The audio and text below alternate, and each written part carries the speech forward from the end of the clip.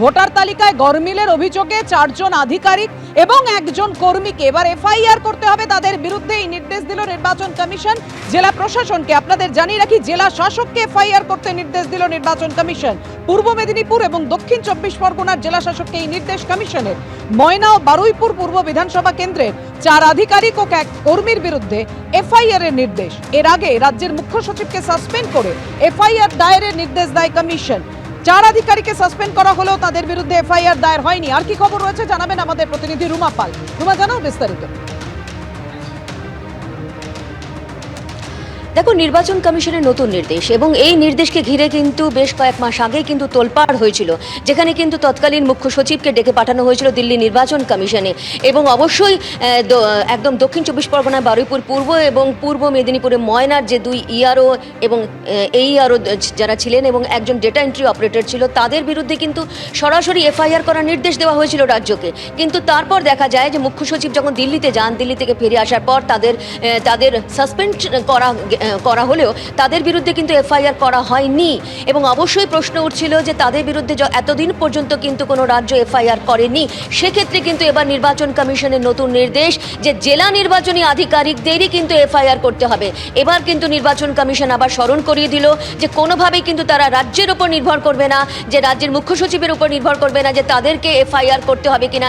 এবার কিন্তু নির্বাচন কমিশন নিজেদের ক্ষমতার কথা বলল, সুমোটোকে তারা কিন্তু এই অবশ্যই ব্যবস্থা নিতে পারে। সেক্ষেত্রে জেলা নির্বাচনী আধিকারিককে এফআইআর করার নির্দেশ দেওয়া হলো। অর্থাৎ বুঝতে পারছো যে বেশ কয়েক মাস আগেই যখন এফআইআর করার কথা বলেছিল দিল্লি থেকে নির্বাচন কমিশন, সেক্ষেত্রে কিন্তু এফআইআর এতদিন পর্যন্ত হয়নি। মুখ্য সচিব, তৎকালীন যে মুখ্য সচিব ছিলেন তিনি গিয়েছিলেন, তারপর ফিরে আসেন এবং তারপর দেখা যায় এফআইআর কিন্তু হয়নি। কেন এফআইআর করতে বলা হয়েছিল? কারণ ভুয়ো ভোটার এই ভোটার লিস্টে একদম পুরো ইনক্লুড করা হয়েছিল, এমনটাই কিন্তু তথ্য ছিল নির্বাচন কমিশনের কাছে। এবং নির্বাচন কমিশন অবশ্যই তারা বলেছিলেন, এআই এর মাধ্যমে কিন্তু তারা জানতে পেরেছিলেন যে 2 ইআরও এবং এইআরও এবং ডেটা এন্ট্রি অপারেটর তারা কিন্তু ভুয়ো ভোটার এই ভোটার লিস্টে অবশ্যই সংযোজন করেছে। তাদের বিরুদ্ধে রীতিমতো অভিযোগ ছিল বলেই কিন্তু তাদের বিরুদ্ধে এফআইআর করার নির্দেশ দেওয়া হয়েছিল এবং তাদের সঙ্গে সঙ্গে এটাও ঠিক সাসপেন্ড করার নির্দেশ দেওয়া হয়েছিল। তারা সাসপেন্ড হলেও পরবর্তীতে দেখা যায় এফআইআর হয়নি। এবার কিন্তু নির্বাচন কমিশন সরাসরি জেলা নির্বাচনী আধিকারিকদের ক্ষমতা দিল যে তারা যাতে এদের বিরুদ্ধে অবশ্যই এফআইআর করে। অবশ্যই বুঝতে পারছো, জেলা নির্বাচনী আধিকারিক অর্থাৎ জেলা শাসক যারা রয়েছেন, এবার কিন্তু যখন ইলেকশন চলছে বা এসআইআর চলছে, সেক্ষেত্রে কিন্তু নির্বাচন কমিশন যেটাই বলছে সেটা কিন্তু তারা করতে বাধ্য। কারণ জেলা নির্বাচনী আধিকারিক কিন্তু রীতিমতো সমস্ত জেলার যা প্রয়োজনীয় সমস্ত তথ্য বা জেলা নির্বাচন যা ভোটের ক্ষেত্রে, সেক্ষেত্রে তারাই কিন্তু কন্ডাক্ট করে এবং সেটা সরাসরি কিন্তু তারা নির্বাচন কমিশনের কাছে তাদের কিন্তু রিপোর্ট করতে হয়। এই বিষয়ে কিন্তু নির্বাচন কমিশন নতুনভাবে একদম নির্দেশ দিয়ে দিয়েছে যে এদের বিরুদ্ধে কিন্তু এফআইআর করতে হবে জেলা নির্বাচনী আধিকারিককে এবং অবশ্যই পরবর্তীতে মুখ্য সচিবকে কমপ্লায়েন্স রিপোর্ট পাঠাতে হবে।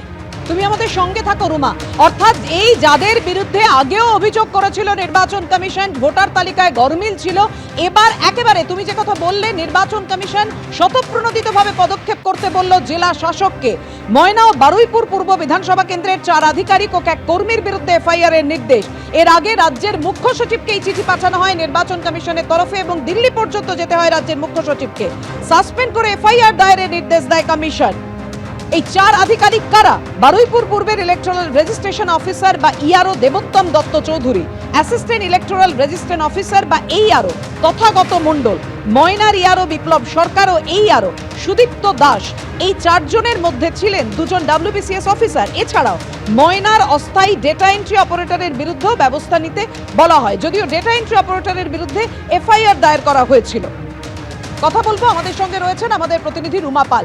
রুমা, দেখো, এবং সেই নির্বাচন কমিশন যে অভিযোগ করেছিল তাতে বলা হয়েছে শুধু ভোটার তালিকায় গরমিল ভুল নাম তোলা হয়েছে তা নয়, ডেটা সুরক্ষা নীতি পর্যন্ত এরা লঙ্ঘন করেছেন। এই মারাত্মক অভিযোগ ছিল।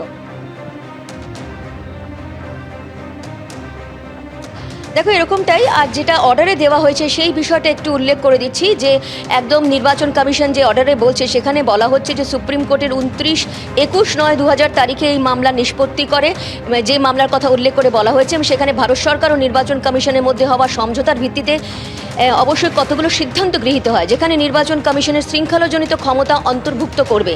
কোনো কর্মকর্তা, কর্মচারী, পুলিশকর্মী যদি অবাধ্যতা বা কর্তব্যে অবহেলা করেন তবে তাকে সাময়িকভাবে বরখাস্ত করবে। অর্থাৎ নির্বাচন কমিশনে কি কি তাদের ক্ষমতা রয়েছে সেটাই কিন্তু আরও একবার স্মরণ করিয়ে দেওয়া হচ্ছে এই অর্ডারে।